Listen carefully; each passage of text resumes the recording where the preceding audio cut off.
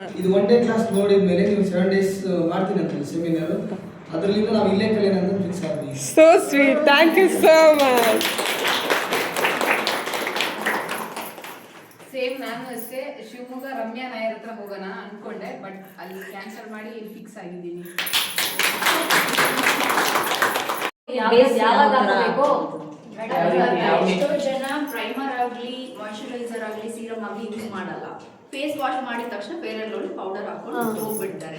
ಈ first starting ಇಂದ base ಇಂದ ಎಂಡ್ ವರ್ಗು ಯಾವ ತರ ಹಾಕೊಳ್ಬೇಕು, ಯಾವ ತರ ಫಿಕ್ಸ್ ಮಾಡಬೇಕು, ನಮ್ಮ ಫೇಸ್ ಯಾವ ತರ ಅಬ್ಸರ್ವ್ ಮಾಡುತ್ತೆ ಅಂತೆಲ್ಲ ಚೆನ್ನಾಗಿ ಹೇಳ್ಕೊಟ್ರೆ ತುಂಬಾ ಖುಷಿ ಆಯ್ತು. Thank you. ಖುಷಿ ಆಯ್ತು ಅಕ್ಕ, ಚೆನ್ನಾಗಿತ್ತು ಕ್ಲಾಸ್, ಅಟೆಂಡ್ ಮಾಡಿದ್ದೆ, ಯೂಸ್ ಆಯ್ತು. ಹೇಳ್ಬೇಕಂದ್ರೆ ತುಂಬ ಖುಷಿ ಆಗ್ತಾ ಇದೆ. ಅಂದರೆ ಯಾರು ಅಷ್ಟು ಕಡಿಮೆ ರೇಟಿಗೆಲ್ಲ ಸ್ಟಾರ್ಟ್ ಮಾಡಲ್ಲ. ಏನೋ ಒಂದು ಸ್ಟಾರ್ಟ್ ಮಾಡಬೇಕಂದ್ರೂ ತುಂಬ ಫೀಸ್ ಇಟ್ಟೇ ಸ್ಟಾರ್ಟ್ ಮಾಡ್ತಾರೆ. ತುಂಬ ಬಡವ್ರ ಮಕ್ಕಳಿಗೆಲ್ಲ ಹೆಲ್ಪ್ ಆಗುತ್ತೆ, ಹೆಣ್ಮಕ್ಳಿಗೆಲ್ಲ ಈ ಥರ ಸ್ಟಾರ್ಟ್ ಮಾಡಿದ್ದು. ನನಗೆ ಈ ಥರ ಮೇಕಪ್ ಅಂದರೆ ನಾವು ಅಂದ್ಕೊಂಡಿರ್ತೀವಿ ಮೇಕಪ್ ಆರ್ಟಿಸ್ಟ್ಗಳೇ ಬೇರೆ ಥರ ಮೇಕಪ್ ಮಾಡ್ತಾರೆ, ಪಾರ್ಲರೇ ಮೇಕಪ್ ಬೇರೆ ಥರ ಮಾಡ್ತಾರೆ ಅಂತ. ಬಟ್ ಆ ಥರ ಹೇಳೋಕ್ಕಾಗಲ್ಲ. Same as it is makeup ಆರ್ಟಿಸ್ಟರೇ ಮಾಡಿದ್ದೀರಾ. ತುಂಬ ಫಿನಿಶ್ ಲುಕ್ ಬಂದಿದೆ. ನನಗೆ ಖುಷಿ ಆಯಿತು. ನಾನು ಏನು 2 ಗಂಟೆಲಿ ಏನು ಕಲಿಸ್ಬೋದಪ್ಪ ಇವರು ಅಂತ ಅಂದ್ಕೊಂಡಿದ್ದೆ.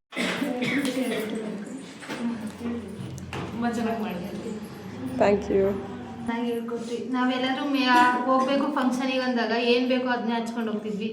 ಇಲ್ಲಿ ಎಷ್ಟು ಚೆನ್ನಾಗಿ ಹೇಳ್ಕೊಟ್ರಿ, ತುಂಬ ಅರ್ಥ ಆಯ್ತು. Thank you. ಗೊತ್ತಿರಲಿಲ್ಲ ಯಾವ ರೀತಿ ಹೆಚ್ಕೋಬೇಕು ಅಂತ. ಕರೆಕ್ಟ್.